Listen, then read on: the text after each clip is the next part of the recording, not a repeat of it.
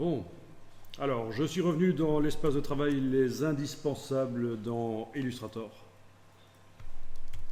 Je ne suis plus avec l'espace de travail... Ah ben non, c'était dans Photoshop que j'étais passé à l'espace de travail 3D, pas dans Illustrator de toute façon. Donc voilà, je vais faire un nouveau document et on va voir les filets de dégradé. Donc document en format A4 horizontal en RVB. Voilà mon document.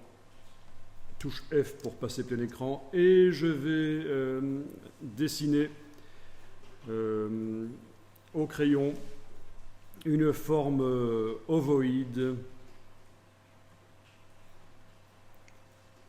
comme ça. Voilà. Est-ce qu'elle s'est fermée toute seule aussi quand vous vous êtes rapproché du début? Donc ce qu'il faut faire, c'est bien ça. Si vous avez fait un truc de ce style-là, c'est plutôt une saucisse, hein, c'est pas bon. Ça, on verra les saucisses après. On va commencer par les pommes de terre.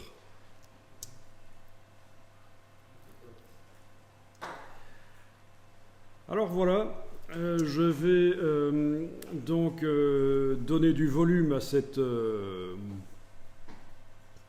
chose. Ben, il y a des solutions, je pourrais donner déjà une couleur de fond. Donc dans le nuancier, je vais donner une couleur de fond. Pas de contour, mais une couleur de fond. Voilà, ce brun-là par exemple, pourquoi pas, ou celui-là, c'est vous qui voyez. Ok.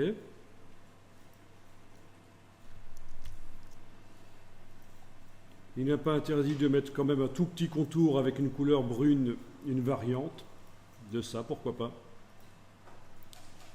Peut-être un peu plus foncé, vous voyez. Ça souligne l'objet un peu. Et si je veux donner l'impression qu'il a du volume, eh bien je vais devoir mettre un éclat de lumière dessus et peut-être même une ombre.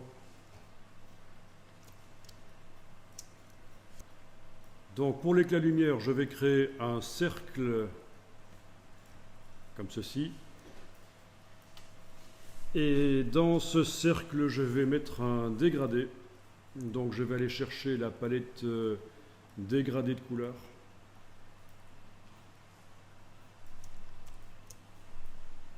Un dégradé, attention, pas dans le contour.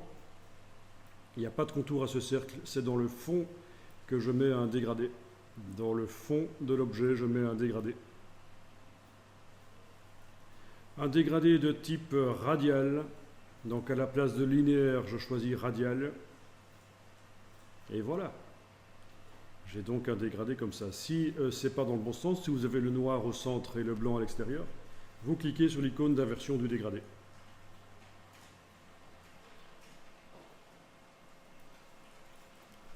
Et le noir ici, je vais dire que l'opacité est à 0%. Voilà. Ça veut dire que j'ai du blanc au centre et progressivement, ça va vers le transparent. Si je demande affichage, afficher le damier de transparence, on voit ce que ça donne. On est d'accord? Du blanc vers le noir, mais progressivement, ça devient transparent. Vous savez quoi? Ce noir, ben on va faire en sorte que ce soit plutôt du blanc.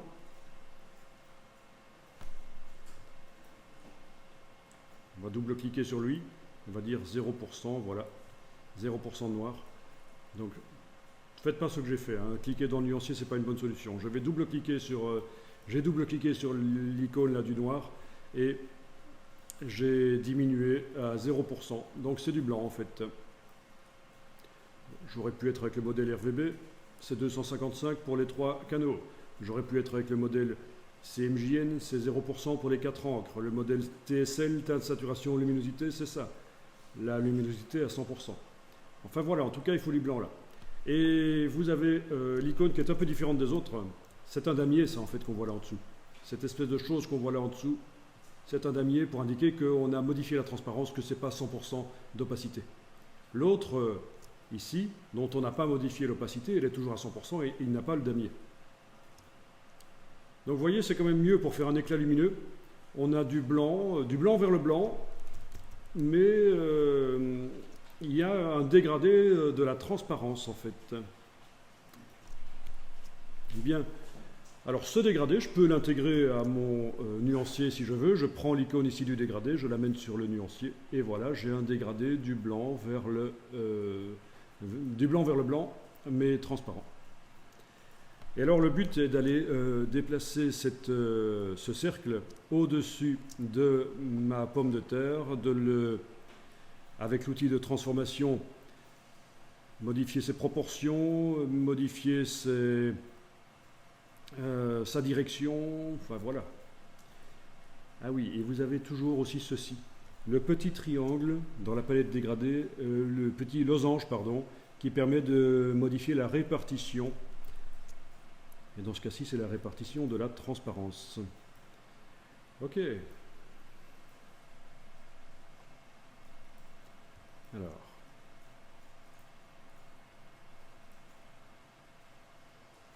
Oui.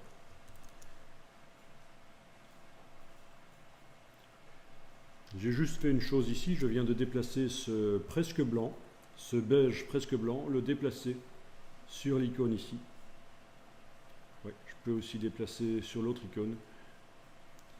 Comme ça, vous n'avez pas un éclat très très lumineux, parce que si c'est une pomme de terre, en imaginant que ce soit une pomme de terre, c'est censé être quand même un peu satiné en fait. Donc ce n'est pas vraiment un éclat de lumière blanc qu'on voit dessus. Vous voyez? Si je remets du blanc, ça donne vraiment l'impression qu'elle est luisante. Si je mets le beige clair, ça fait un peu plus satiné. Bien. Et alors on pourrait aller aussi mettre une ombre. Donc ça, il faut savoir que si on veut donner du volume aux objets, il y a des solutions en fait. Il y a cette solution-là de mettre notamment pour les éclats lumineux une ellipse avec un dégradé dedans. Des solutions simples. Il ne faut donc pas toujours aller vers le plus complexe. Et le plus complexe, c'est quoi? C'est ce qu'on va faire maintenant, c'est les filets de dégradé.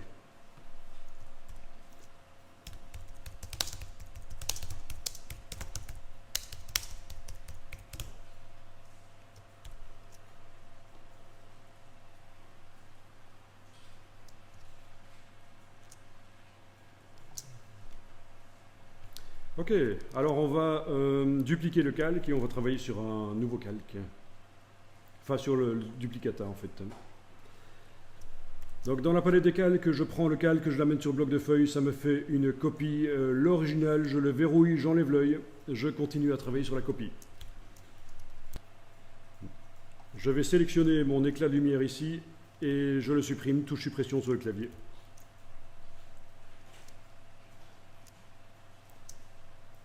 Et alors sur ce volume, je vais aller mettre un filet de dégradé. Menu objet. Menu objet, créer un filet de dégradé. Donc mon objet est sélectionné, je vais dans le menu objet, créer un filet de dégradé. Il y a une case aperçue à cocher. Si vous n'arrivez pas à la cocher, ça veut dire que peut-être que votre objet n'est pas sélectionné en fait, tout simplement.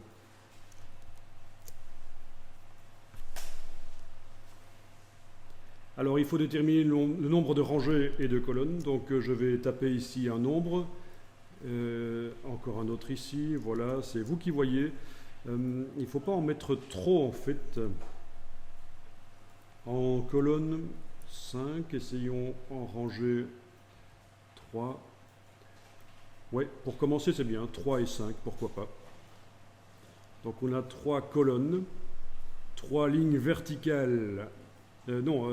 5 colonnes, 5 lignes verticales. 1, 2, 3, 4, 5. Il y en a une en plus là. Et 3 rangées. Il y en a une en plus aussi.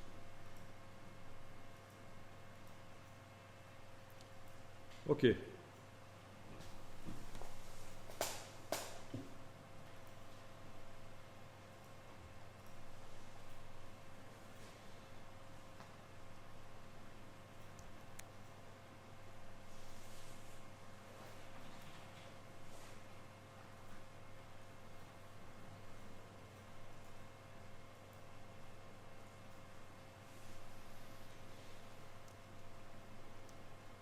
viens juste d'aller changer la manière dont les vecteurs de ce calque apparaissent parce que je trouvais que c'était un peu pas assez visible. Donc j'ai double-cliqué sur le calque et je suis allé changer ici, dans la liste.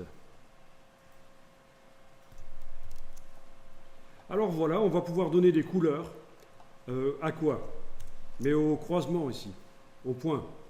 Si je veux donner une couleur à 4 points d'un coup, dans le nuancier, je déplace cette couleur au milieu. Et voilà, les 4 points là ont pris une couleur. Et vous voyez que ça diffuse. Ça veut dire que ce point-ci, celui-là ont gardé la couleur originale. C'est celui-là qui a changé. Bon, ça c'est une solution. Maintenant, je peux faire annuler, ici, annuler, appliquer la couleur. Et la couleur en question, je peux l'amener, si je veux, uniquement sur un des points. Et voilà. C'est uniquement ce point-là qui a la couleur. Celui-là n'a pas changé de couleur, contrairement à ce qui s'est passé juste tout à l'heure, juste avant. Il n'y en a qu'un qui a changé de couleur.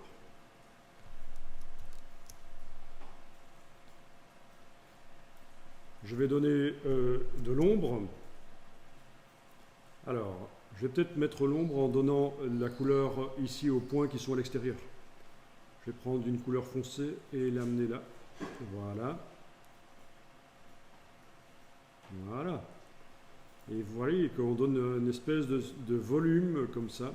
J'annule, je peux annuler et mettre une ombre un peu moins forte là. Voilà.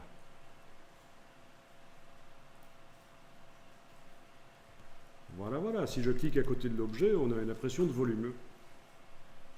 C'est ce qu'on appelle donc les filets de dégradé. C'est un maillage qui se met sur l'objet. C'est pas en 3D, c'est un maillage qui se met en fonction de la forme de l'objet. C'est une espèce de dégradé de forme en quelque sorte. Les lignes verticales, par exemple ici, elles changent progressivement en fonction du passage de la forme de droite ici à la forme de gauche.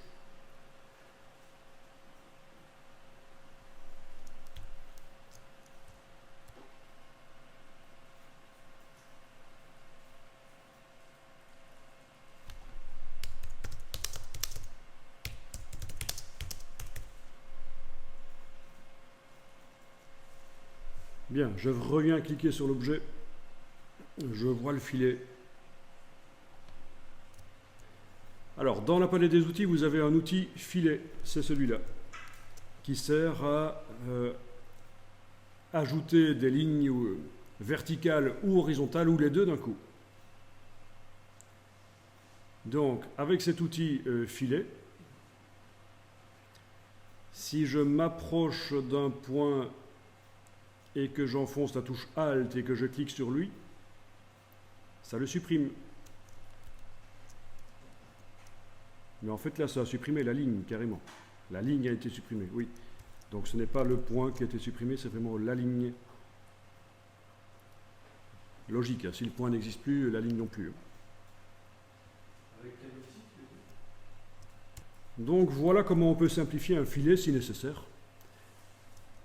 Si j'annule l'avant-après, hein, je fais CTRL Z, CTRL majuscule Z, vous voyez qu'après, quand la ligne a été supprimée, eh bien la couleur que j'ai mise là sur ce point-là s'étend davantage. Logique, hein. Elle a plus de place pour s'étendre jusqu'au point suivant. C'est comme ça que ça fonctionne. Bien. Je peux mettre... je peux ajouter des lignes. Alors, si avec l'outil filet, je m'approche d'une ligne verticale et que je clique sur elle, ça va ajouter une ligne horizontale. Logique. Si avec l'outil filet, je m'approche d'une ligne horizontale et que je clique sur elle, ça ajoute une verticale.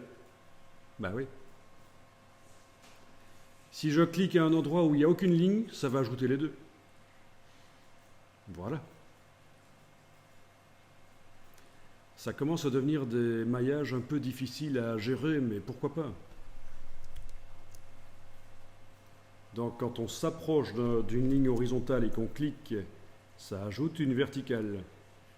Quand on s'approche d'une verticale et qu'on clique, ça ajoute une horizontale. Quand on clique à un endroit où il n'y a pas de ligne, ça ajoute les deux types de lignes, verticales et horizontales. Voilà, voilà. Alors là, je vais englober avec la flèche blanche. Avec la flèche blanche, je vais englober plusieurs points d'un coup.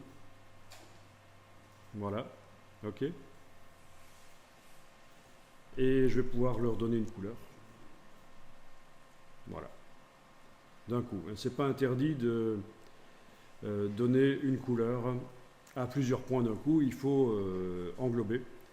Ah oui, ce qu'on n'a pas vu, c'est que... Est-ce que je l'ai montré ou pas? Non, je n'ai pas montré ça. Je vais cliquer à côté de tout, puis je vais recliquer sur l'objet avec la flèche noire. Voilà, je sélectionne tout, voilà, c'est bien. Alors, si je déplace une couleur à un endroit où il n'y a pas de point, mais ça je l'ai montré en fait, que ça donne la couleur aux 4 points. Ben oui, c'est une des premières choses que j'ai montrées. Donc je suis en train de radoter. J'annule. On a vu qu'on peut l'ajouter aux 4 points d'un coup et qu'on peut l'ajouter à chaque point si on veut en déplaçant la couleur.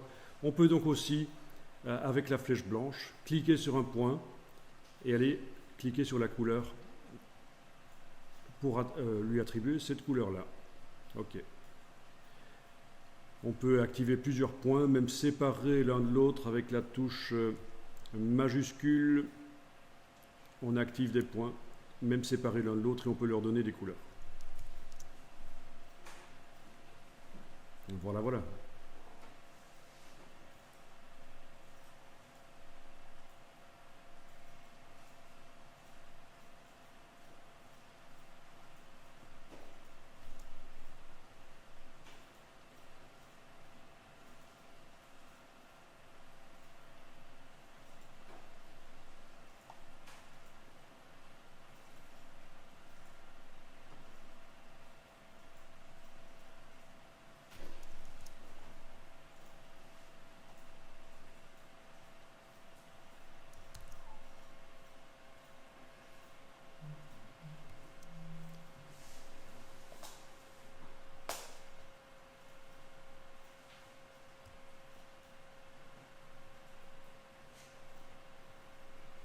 Alors quand vous utilisez la touche majuscule et que vous faites des rectangles de sélection pour englober les points, faites attention que si un point est déjà sélectionné et que vous l'englobez, ça le désélectionne en fait.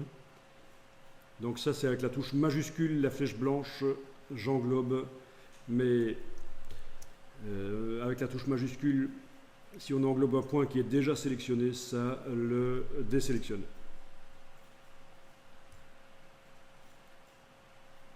Bon, c'est un peu chipot de devoir comme ça, avec la touche majuscule, sélectionner les points. C'est un peu chipot quand même.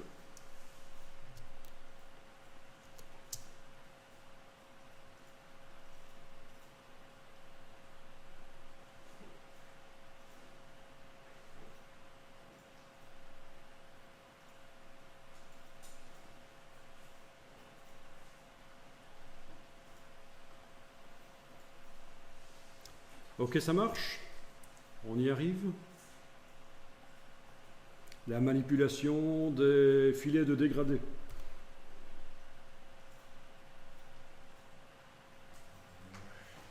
Donc pour répondre à ta question, est-ce qu'on peut gérer la manière dont ça se répartit, la couleur? Vous avez quand même les tangentes en fait. Les tangentes permettent quand même de répartir les choses. Mais la tangente ne peut pas être cassée.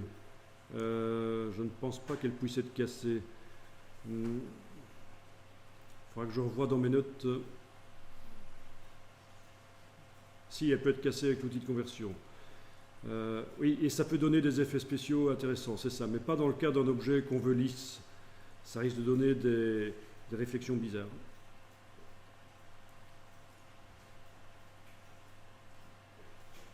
Voilà. Donc là, les tangentes peuvent être tournées pour un peu gérer quand même la manière dont les choses se répartissent.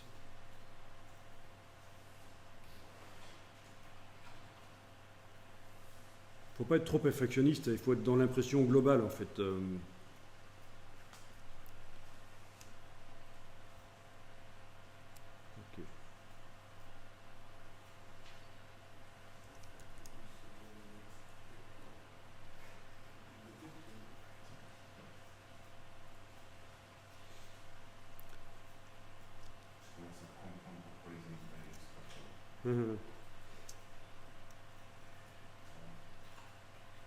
Bien, je vais abandonner cette pomme de terre là et on va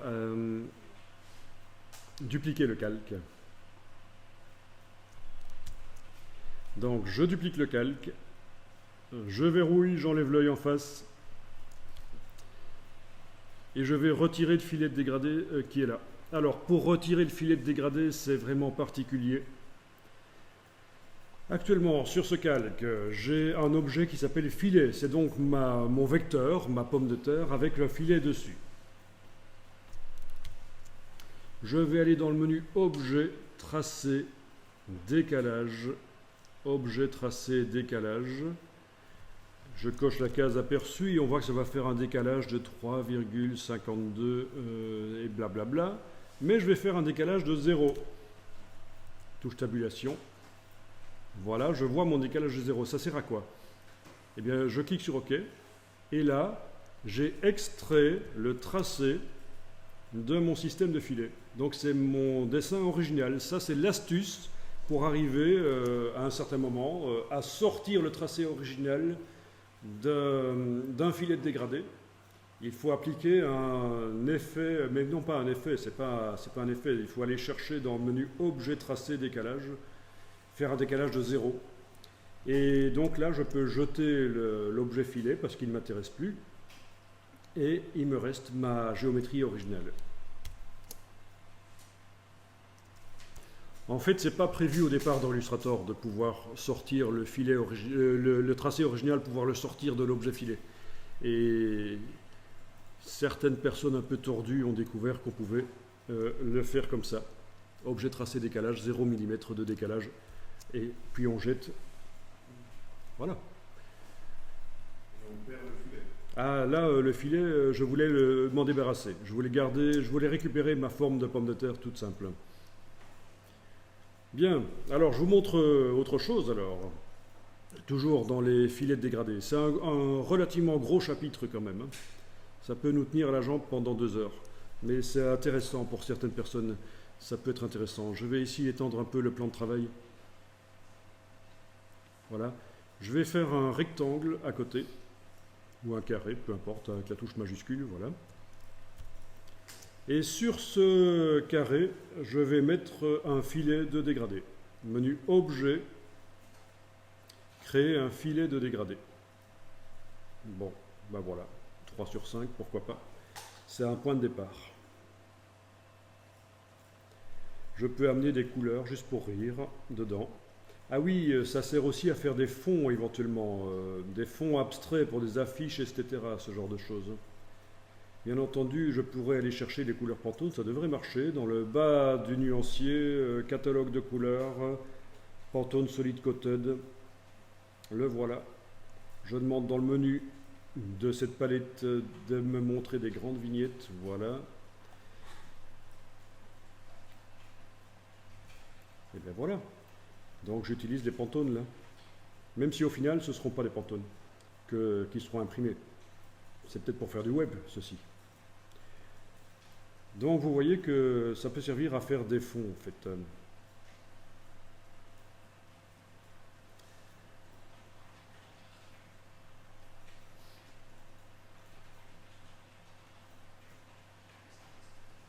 Il y en a qui s'en servent pour ça.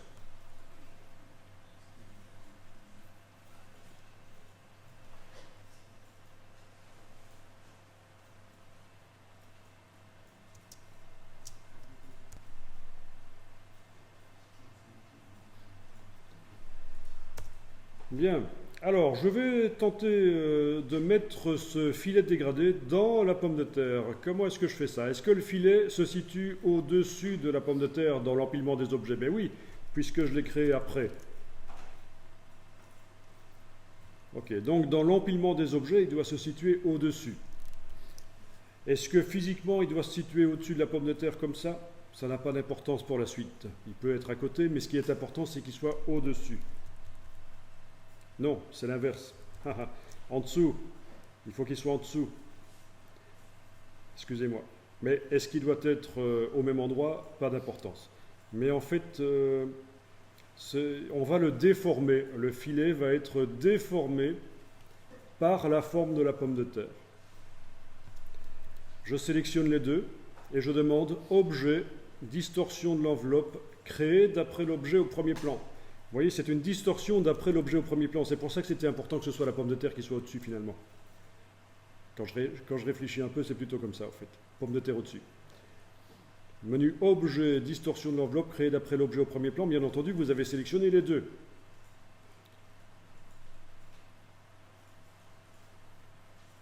Et voilà. Nous avons notre filet qui a été dans la pomme de terre et qui est déformé par la pomme de terre.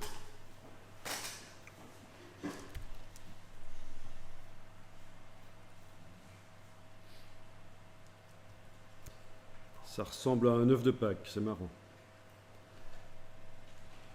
Ah, est-ce qu'on pourrait mettre un contour à cet œuf? Alors si j'essaye de mettre un contour, ça ne marche point, dirait-on. J'ai mis la case contour à l'avant-plan dans la palette des outils. Je mets un contour, voyez un peu la graisse ici. Eh bien la graisse nous pose un problème, elle est toujours en banqueroute visiblement, ça ne marche pas. On va y aller par la palette aspect. Menu fenêtre, aspect. Ajouter un nouveau contour. Et voilà, ça marche. Donc les contours originaux ne voulaient pas fonctionner, mais par la palette aspect, quand je demande dans le menu de la palette aspect d'ajouter un nouveau contour, là ça fonctionne. Ça va? Pourquoi pas? Et alors, quelque chose d'intéressant dont on va reparler quand on va travailler sur des polices de caractère, il ne faut absolument pas que le contour déforme la police de caractère. Ici, c'est une pomme de terre, on s'en fout, mais on peut quand même voir que le contour, on peut le placer sous le fond, c'est-à-dire qu'il ne va pas déborder comme ceci. Oui, c'est vrai qu'il y a aussi les options dans la palette contour qui permettent de faire ça, mais vont-elles fonctionner sur un contour comme ceci? Je ne sais pas, on va voir. Non, elles ne sont pas accessibles. Si vous allez dans la palette contour, les options qui permettent de mettre le contour, l'option qui permet de mettre le contour à l'extérieur n'est pas accessible. Donc comment faire pour que le contour ne déborde pas sur l'objet? Eh bien en fait tout simplement je vais le déplacer dans la palette aspect sous le fond et ça ne marche pas. C'est toujours agréable. Dans ce cas-là, on n'a pas le choix alors. Ah si, sous le contenu en fait. Contenu, oui c'est ça, sous le contenu. Le contour doit être déplacé, pas sous le fond, parce qu'en fait il n'y a pas de fond, mais il y a un contenu, c'est un filet de dégradé. Donc vous déplacez dans la palette aspect le contour sous le contenu et vous avez le contour qui ne déborde pas sur l'objet. Si la forme de mon objet c'est super important, il ne faut pas qu'elle change, mais je veux mettre un contour sur lui, voilà la solution. Dans le cas d'une police de caractère, on y reviendra, on en a déjà parlé avec certains en individuel. Et bien voilà.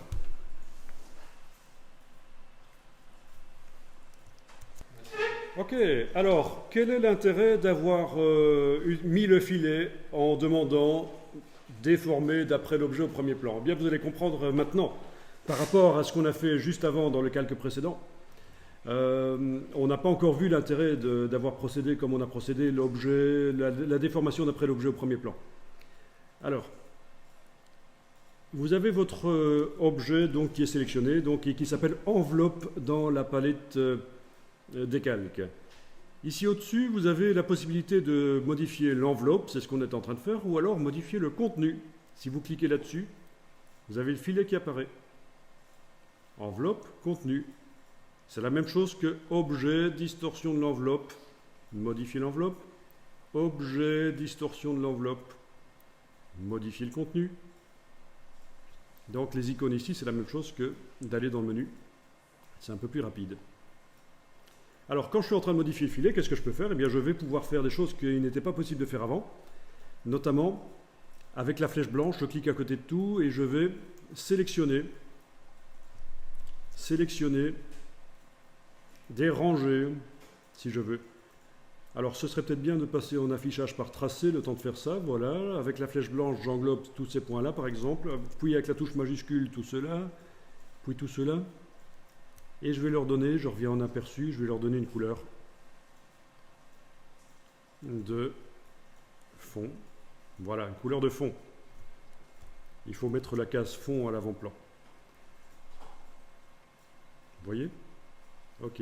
Je vais maintenant sélectionner ça. Puis avec la touche majuscule, ça.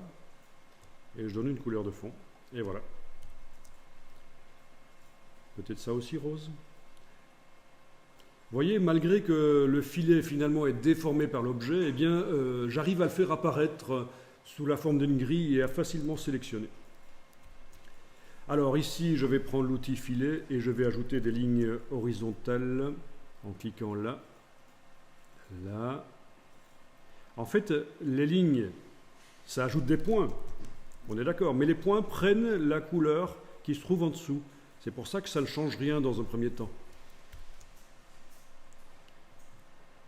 Mais après, je vais pouvoir sélectionner les lignes et leur donner, comme ça, des couleurs.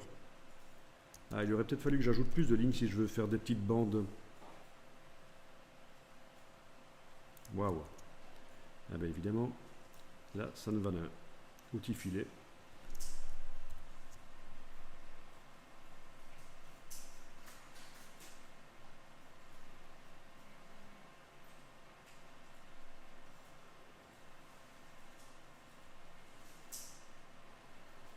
Ok. Ah, c'est compliqué, hein? Affichage par tracé. Je sélectionne cette ligne-là. Touche majuscule, je sélectionne aussi cette ligne de points-là, puis celle-là, puis celle-là. Alors on pourrait travailler en deux fenêtres et avoir dans une des deux fenêtres l'affichage du filet en même temps, plutôt que de basculer par affichage aperçu. On a vu le travail en plusieurs fenêtres, hein? Voilà, je viens de mettre une couleur bleue aux points qui sont sélectionnés là. Et voilà ce que ça donne sur l'œuf, enfin l'œuf, la pomme de terre ou je ne sais quoi. Ok.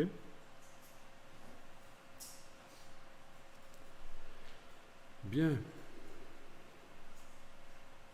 Ah oui, et ces sélections de points peuvent être mémorisées, vous vous souvenez, sélection, mémoriser la sélection.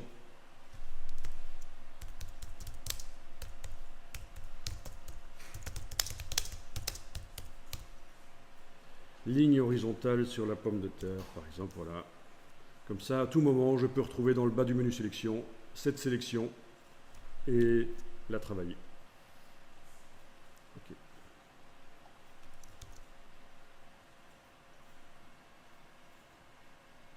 Oui, ça ne marche pas si on n'est pas en train de modifier le filet. Oui, le filet, le contenu.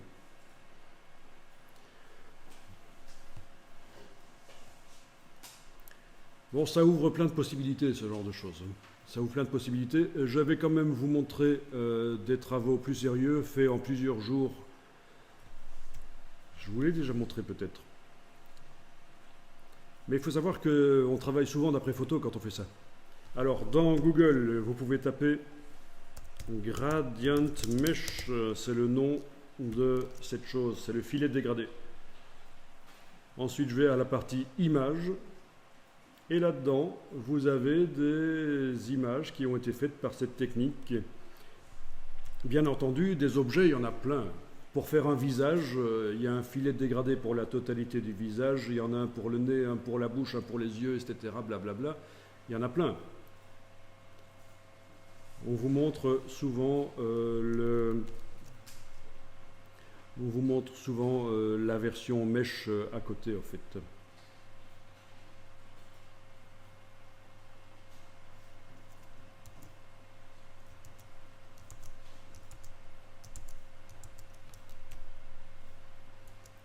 Et là, il n'y a pas grand chose à voir. Là, c'est mieux. Voilà.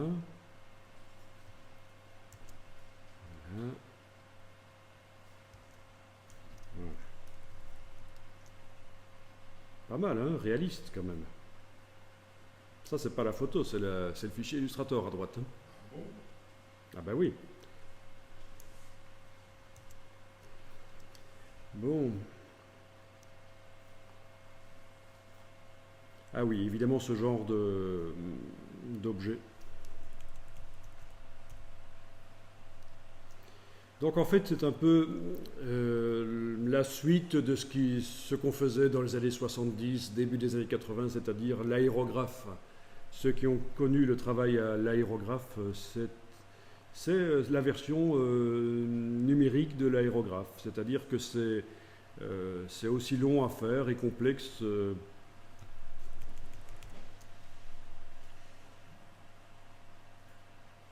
Ah oui, les voitures aussi.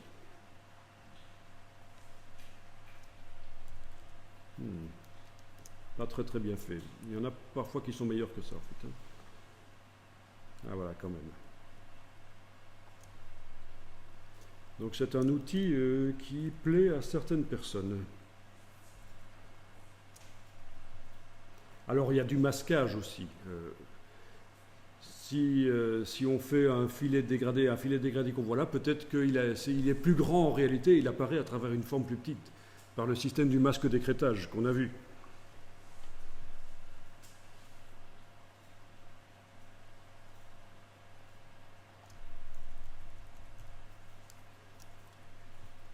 Bon.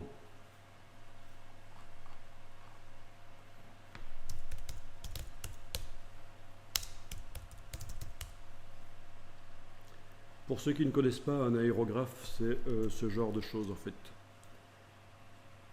Donc on obtenait aussi des choses hyper réalistes à l'aérographe, si on voulait.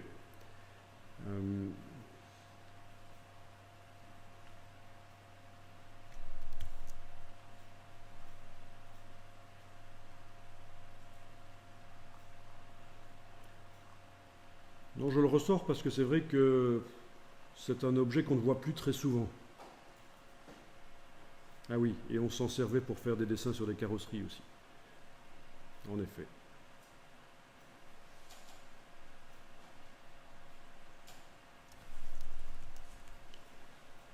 L'aérographe, qui est une invention assez ancienne, début XXe siècle, je pense. Une poignée qu'on bouge avec la flèche blanche, ça bouge une tangente. Mais si on utilise l'outil filet avec majuscule, alors ça bouge les deux poignées d'un coup. Oui, oui, oui, en effet.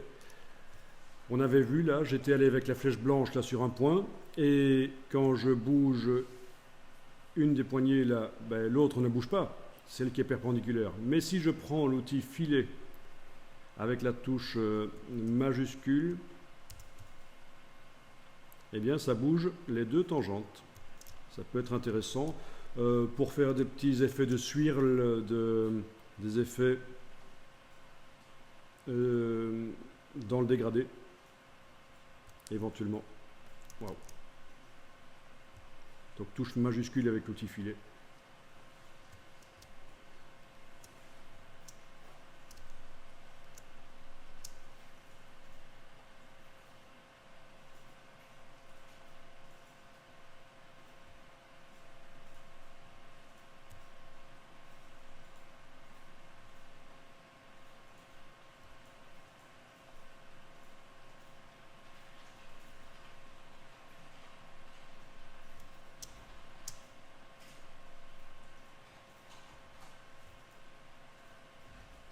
Est-ce que ça marche chez vous, la touche majuscule avec l'outil filet? Oui? Un peu? Pas plus que ça? Ça fonctionne. Mais? Oui. Donc c'est l'outil filet et la touche majuscule utilisée en même temps, et ça permet donc de tourner à la fois les deux tangentes qui restent l'une par rapport à l'autre identiques, et donc voilà, ça permet de faire des effets spéciaux éventuellement.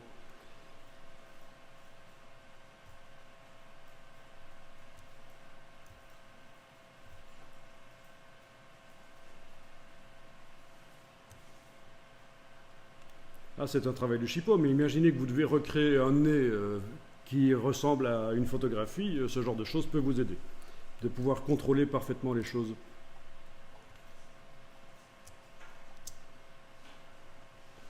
Alors, attention, ce genre de travaux qu'on a vus, donc que je vous ai montré, voilà, ce genre de choses. ça n'est intéressant que si on se trouve dans une grande ville où il y a une demande pour ce genre de choses. Dans les petites villes, vous n'allez pas avoir une demande pour des travaux aussi complexes et précis. Maintenant, grâce au web actuellement, vous pouvez faire des travaux. Il y aura parfois des problèmes de copyright si vous vous inspirez de photos. Il y a le copyright de la photographie originale. C'est pas parce que vous l'avez redessiné que c'est plus sous copyright, attention. Mais avec le web actuellement, il y a possibilité de mettre ça dans des banques d'images. Par exemple, ce genre de choses pourrait être mis dans une banque d'images et certaines personnes pourraient l'utiliser éventuellement. Bon, franchement, c'est peut-être autant de faire de la 3D si c'est pour faire ce genre de choses. C'est peut-être aussi bien de faire de la 3D en fait. Donc ça peut servir aussi à faire des éclatés, c'est-à-dire l'intérieur de... Voilà, comme ça. Genre dessin technique. C'est ce qu'on faisait à l'aérographe avant. Des dessins techniques qui montrent toute la complexité à l'intérieur d'un engin. Voilà.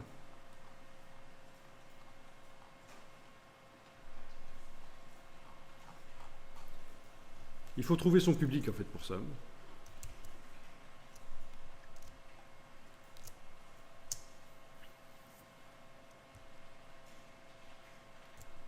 Ok, alors je continue. Ah oui, travailler avec deux vues en aperçu, mais l'un sans les tracés affichés. Ça c'est bien aussi éventuellement. Je demande dans le menu fenêtre de faire une nouvelle fenêtre sur ce document. Je vais enfoncer la touche F pour passer en mode onglet, là, sortir du mode plein écran. Ok, donc là j'ai fait fenêtre, nouvelle fenêtre. Vous n'êtes pas obligé de le faire, ceci, je vous montre. Hein. Et je vais demander maintenant, je vais détacher une des fenêtres comme ceci, et je vais demander, les deux fenêtres doivent être détachées si vous êtes sur Windows.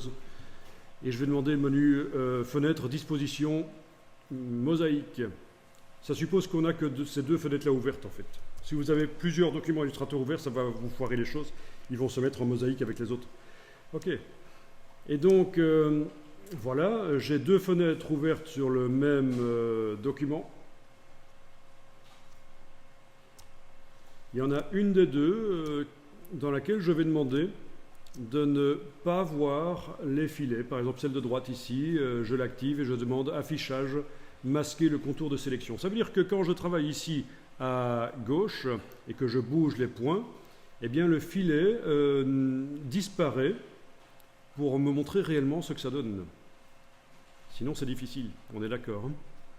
Avec le filet qui est par-dessus, c'est difficile de voir ce qu'on fait. Tandis qu'ici, c'est beaucoup plus facile.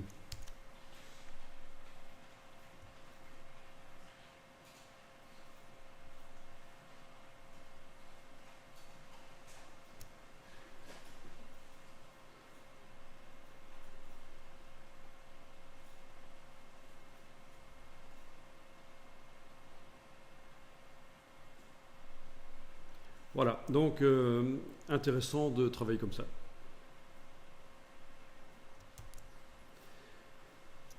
Ok, dans le cas où je travaille sur l'objet du dessus, là, avec le filet qui a été déformé d'après l'objet au premier plan. Voilà, c'est celui-là.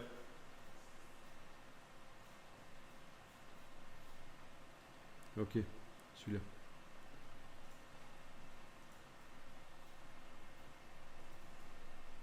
C'est comme ça qu'il faut les mettre, toutes les deux.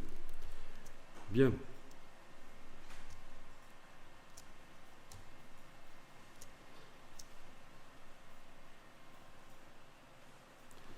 Je peux éventuellement demander ici sur la fenêtre de droite de passer en affichage par tracé. Sur la fenêtre de gauche, de masquer le contour de sélection. Ça veut dire que sur la fenêtre de droite, je peux facilement sélectionner mes points. Il faudrait que je demande d'afficher le contour de sélection, voilà. Sur la fenêtre de droite, je peux facilement sélectionner mes points, leur donner une couleur, voir ce que ça donne de l'autre côté, vous voyez. Donc c'est encore une autre manière de travailler, dans le cas où on a fait la technique de l'objet déformé au premier plan. Voilà.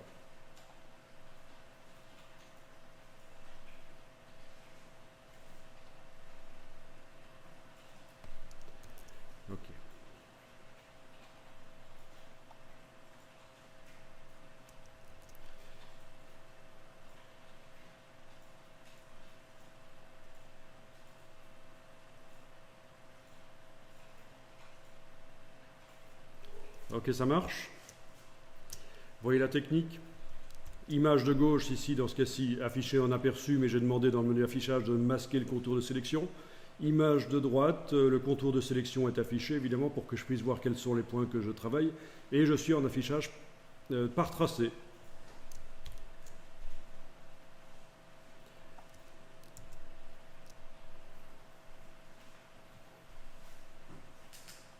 Ok, ça parle avec des photos. Et ça, les photos, on n'a pas encore testé cette technique-là avec les photos.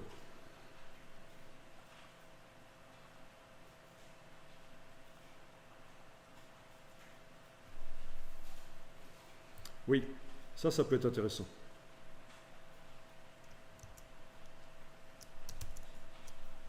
Quand on fait des applications manuelles de couleurs sur le mesh, on peut utiliser la palette couleurs en mode HSB, TSL, quoi, teinte, saturation, luminosité. Hue, Saturation, Brightness. Et ça va nous permettre de garder la même couleur, mais de modifier sa saturation et sa luminosité. Je m'explique. Je vais revenir travailler sur celui du dessus. Non, pas celui du dessus. Celui du milieu, une copie de celui du milieu. Ok. Voilà, celui-là. Je n'ai pas besoin de ma fenêtre d'à côté. Je reviens en mode de travail une fenêtre. Ok. Et donc, vous avez la palette couleurs. Menu fenêtre couleurs. La palette couleurs, je demande d'afficher les options. Voilà, c'est les curseurs. Et parmi les modes de création des couleurs, je demande TSL, saturation, luminosité. Je vais travailler avec une couleur qui va être ce brun-là, par exemple. Voilà, ce brun-là. Et je vais sélectionner avec la flèche blanche différents... Oui, il faut que je demande d'afficher le contour de sélection, menu affichage. Voilà, parce que je ne voyais plus mes points. Ok. Donc, cette couleur-là, sur les points. Voilà, je modifie la luminosité des points. Ok, je vais aller ici en bas. Alors, cette couleur-là, donc dans le nuancier, et je modifie la luminosité. Vous voyez, le principe, ça donne un petit effet d'éclairage, rétroéclairage là en fait. Hein. Donc je répète, je sélectionne les points que je veux modifier, je clique dans le nuancier sur la couleur que je veux appliquer, et puis avec la palette couleur, je modifie l'intensité lumineuse. C'est quand même un peu plus pratique que de jouer avec des nuances, même le nuancier Pantone, c'est un peu ennuyeux. Il ne permet pas autant de souplesse. Appliquer la couleur, d'abord sélectionner les points avec la flèche blanche, appliquer la couleur du nuancier, puis modifier l'intensité lumineuse. Ça, c'est pratique aussi.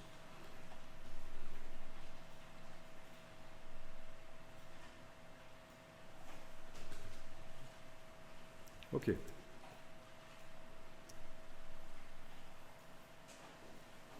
Ah oui, petite astuce, quand vous baissez la luminosité, augmentez la saturation, sinon les couleurs, on a l'impression qu'elles ternissent. Et quand vous augmentez la luminosité, vous désaturez. Donc, puisque, pour ce que je viens de montrer ici, on a également le curseur saturation. Donc, si vous baissez la luminosité pour que ça n'ait pas l'air terne, vous augmentez la saturation. Et si vous augmentez la luminosité, vous désaturez.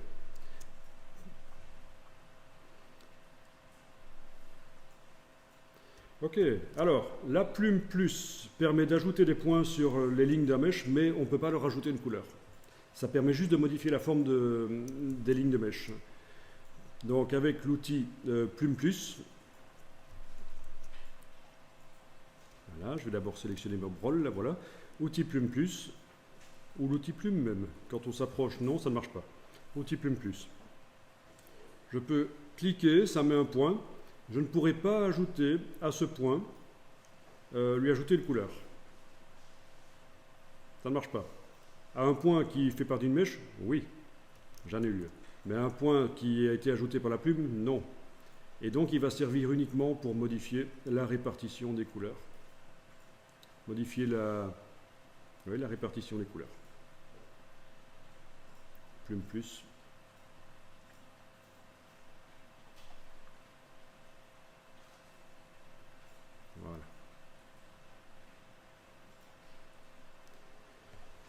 Ok. Les lignes du mesh qui s'entrecroisent, c'est ce qu'on a fait quand on a fait les espèces de swirls avec l'outil filet. Et quand je suis allé avec la touche majuscule. Mais non, c'est pas encore vraiment ce qu'on a fait. Je vais le faire maintenant, les lignes qui s'entrecroisent. C'est-à-dire que je vais prendre cette ligne-là, la déplacer là, celle-là, la déplacer au-dessus. Voilà. Vous voyez, ça peut faire des effets intéressants. Donc, faire s'entrecroiser des lignes.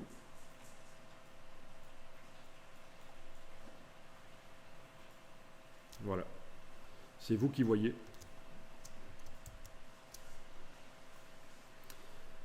Ok.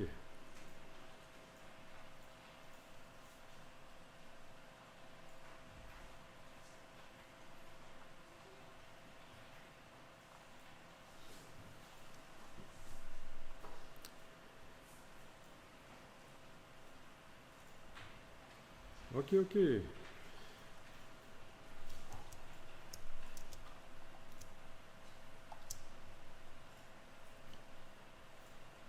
Alors oui, petit exercice si vous voulez, vous allez créer un logo, donc je crée un nouveau calque et je vais créer un logo.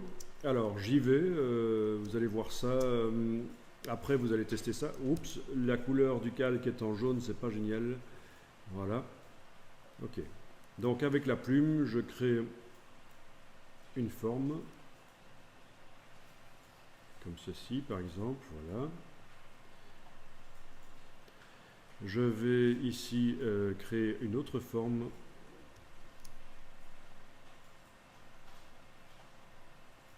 que je vais venir mettre par en dessous. Voilà. C'est juste un exemple. Hein. Et puis sur cette forme-ci, la première, si je mettais une autre couleur que rouge, ce serait plus visible. Voilà.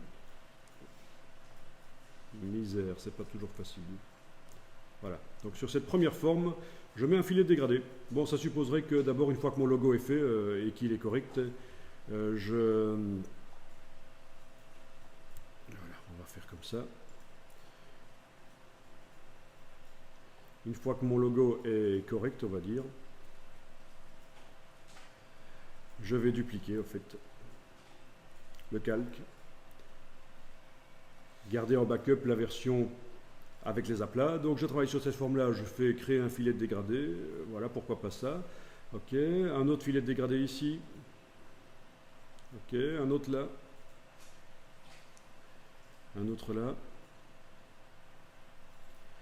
Ensuite, voilà, sur les filets, je vais pouvoir aller déposer des couleurs pour donner un effet un peu 3D. Waouh. Ok. L'autre, celui-là. Des effets de lumière. Voilà, donc si vous voulez faire des logos de ce genre-là, pourquoi pas.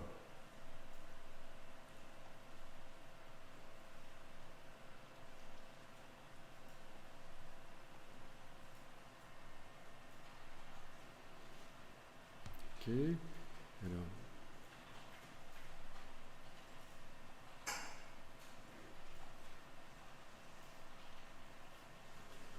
Voilà, ça peut plaire, ça dépend, c'est un peu passé de mode ce genre de logo, mais ça peut éventuellement plaire dans certains contextes.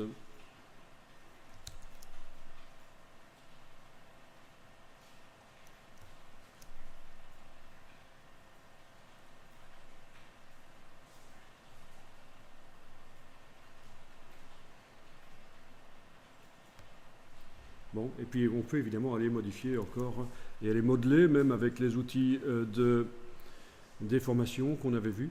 Voilà. Il faut que je sélectionne tout l'objet. Ok. Aller modeler.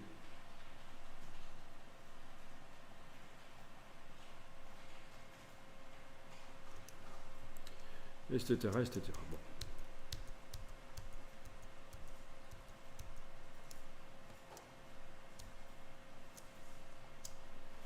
Bien.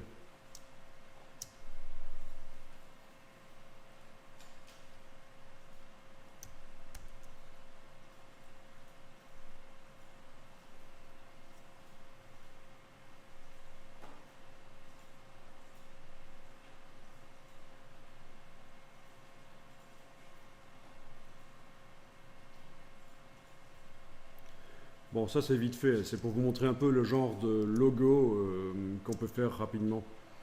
Un logo passé de mode, hein. Ça a été fort à la mode vers 2010 en fait, mais voilà, des logos avec des effets de 3D dedans. Ça je vais supprimer. Ok.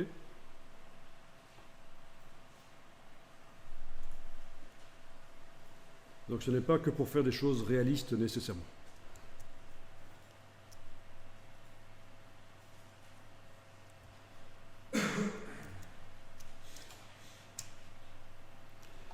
Bien. Alors, donc pensez qu'on peut faire une forme et lui mettre un mesh, un filet de dégradé. Lui mettre des couleurs comme on veut.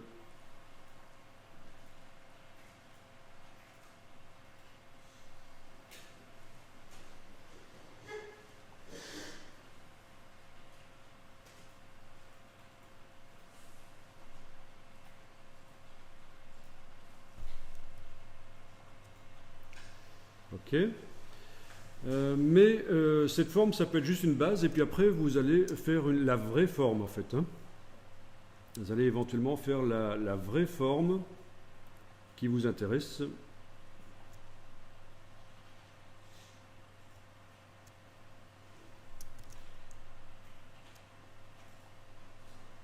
Voilà, n'importe quoi. Hein. La mettre au-dessus. Sélectionnez les deux et demandez Objet, masque d'écrêtage, créer. Et donc vous avez votre filet de dégradé qui apparaît à travers la forme que vous avez créée. On a vu ça hein, dans la palette des calques, cet objet-là, ben, c'est un groupe dans lequel il y a le masque et il y a le filet. Donc je peux travailler sur le masque et modifier sa dimension. Ok. Je peux travailler sur le contenu, c'est-à-dire dans ce cas-ci c'est un filet, mais on l'avait fait sur une image je pense. Ce même filet je peux le transformer, le déplacer, l'agrandir, etc. Donc voilà. Et changer évidemment ses couleurs encore. C'est tout à fait possible normalement, oui, d'aller changer les couleurs du filet de certains points, etc. Ok. Ok. Voilà. Contenu, filet. Okay.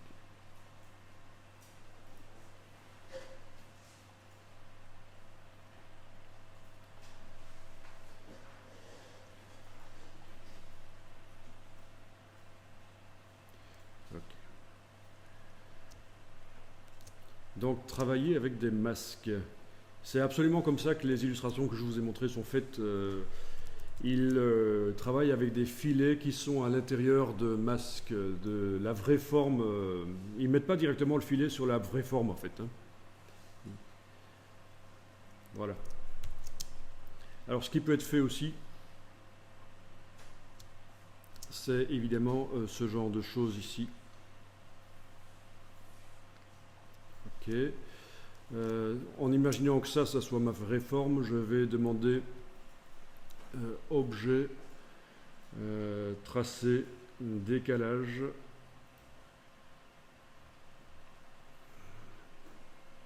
Je vais mettre quand même une couleur. Objet, tracé, décalage. Voilà, vous voyez un peu décalage 3 mm, ok. 8 mm, ok. Et donc j'obtiens deux objets. Là, je ne suis pas passé par le menu effet, donc ça fait directement le tracé non modifiable. Si je veux modifier la valeur des décalages, je ne peux plus. Ce n'est pas un effet spécial comme on avait vu précédemment, l'effet effet tracé décalage. Ici, c'est l'ancienne manière de faire que j'ai appliquée directement. Objet, tracé, décalage. Donc ça m'a fait un vecteur. Et la valeur de décalage, là, la distance, je ne sais plus la modifier, ce n'est pas dynamique. Hein. Et donc sur la grande forme, je peux mettre un filet. Ok. Voilà le filet, avec les effets éventuellement de lumière. J'annule, je vais rajouter des lignes.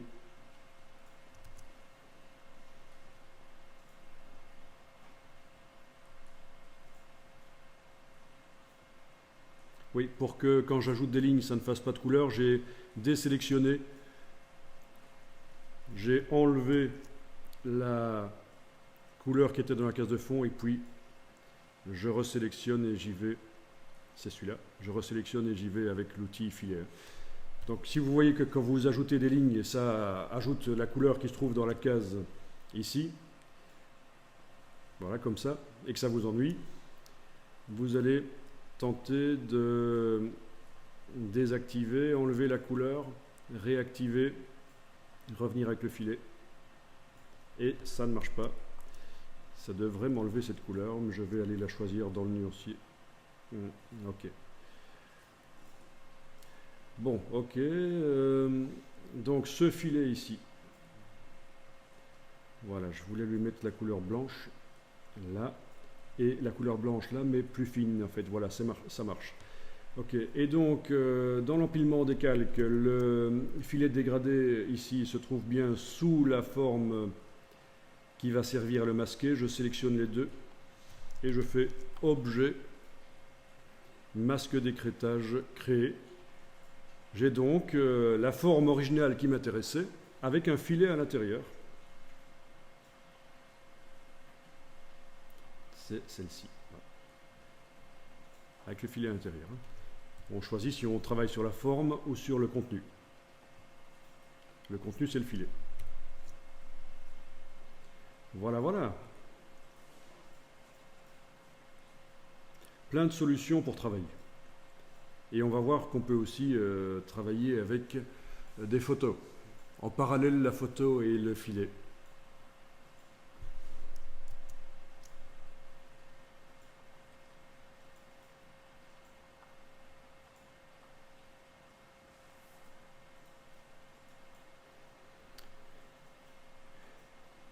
Bon, pensez que si vous n'arrivez pas exactement au résultat que vous souhaitez avec ce système-là, vous avez toujours la possibilité d'exporter au départ de Illustrator, fichier exporté, vous exportez votre fichier Illustrator en tant qu'image, donc des pixels, du PNG, du JPEG, mais plutôt du Photoshop, ce sera mieux.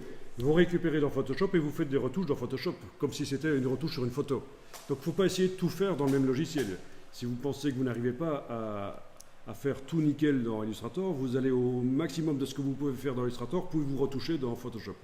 Et c'est valable pour tous les travaux Illustrator en fait.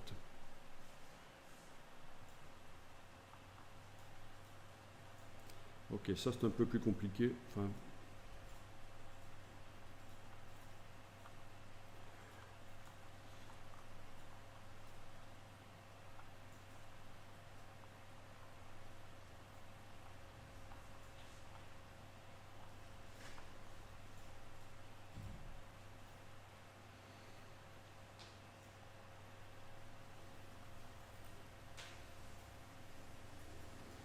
ok. Et ça, c'est les ombres. On utilise des filets pour faire des ombres réalistes dans Illustrator. Mais ça, je réexpliquerai peut-être après. Ok, ok, c'est amusant ça. On va faire une petite pause et puis on va peut-être s'attaquer à recréer une voiture avec le filet dégradé, mais on va démarrer le boulot parce que faire toute une voiture sérieusement avec le filet dégradé, ça prendrait des jours.